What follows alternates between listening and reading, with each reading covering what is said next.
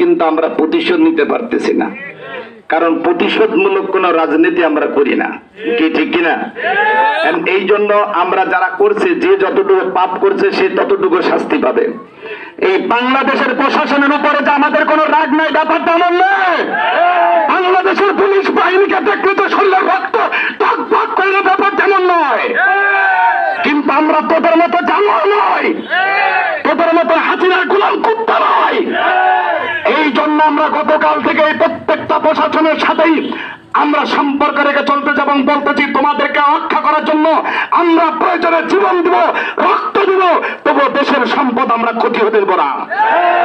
রাগ যে আমাদের নাই ব্যাপারটা তা, ঘৃণা যে তাদের প্রতি নাই ব্যাপারটা আমাদের তা নয়।